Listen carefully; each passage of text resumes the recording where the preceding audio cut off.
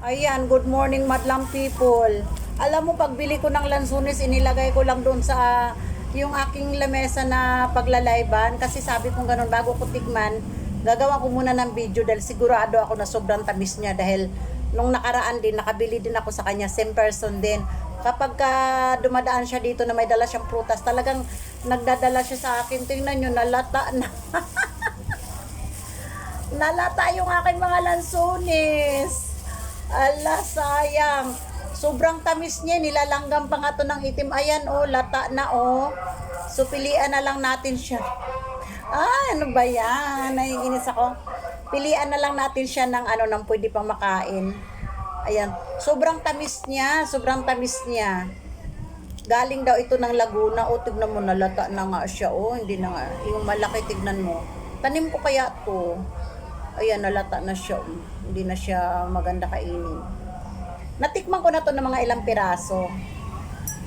Yung anak ko nga, sabi niya ganun eh. Sabi ko, tumikim ka. Tsaka na lang ma. Kapag ka nakuhanan mo na yan ng video.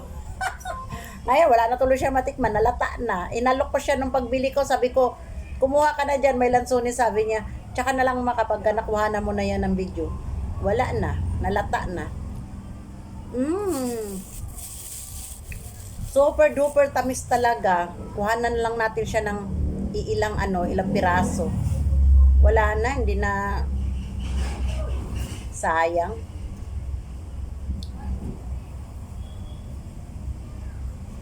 Ito maganda-ganda to, oh. Ayan, oh.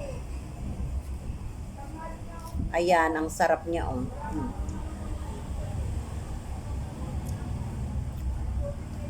Wala, ang tamis talaga niya.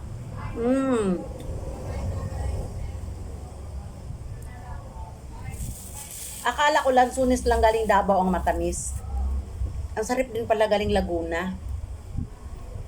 Kaso lang wala na, sobrang na, kunting-kunti na lang ang pwede mong pakinabangan. Ayan.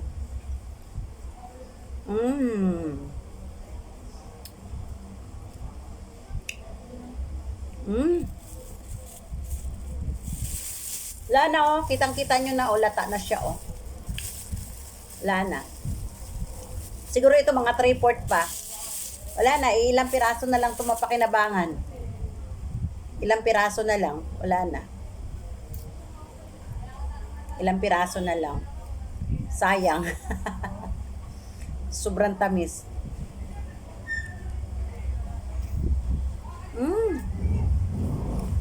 Grabe, Diyos.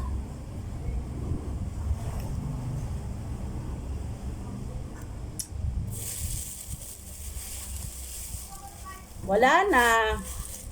Ilan lang wala na, mga lata na, oh. Lata na siya lahat. Wala na, sa 3/4 sira na rin to eh. Kabilang side na lang ang okay sa kanya.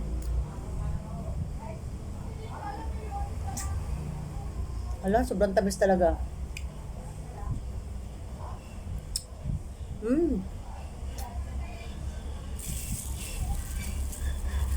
Wala na. Sayang. Sayang yung lansunis, nagkandalata na. Ayan, kasi 2 days na to ngayon eh. 2 days ko nang binili. Tapos nilagay ko lang siya doon. Tapos maalala ko ngayon, sabi ko makagawa ang anang video. Yung lansunis. Ayan na, wala na.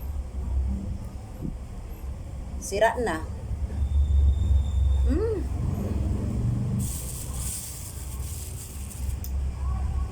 Grabe, ang tamis. Kahit na itong mga maliliit, oh, sobrang tamis.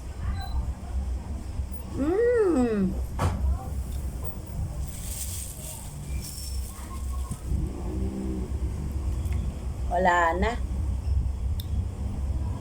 Yung 3/4 mo, ilang piraso na.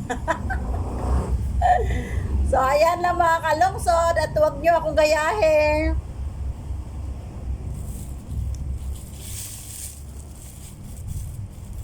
Pag bumili ng prutas, itinatago muna. Ganito na tuloy ang resulta.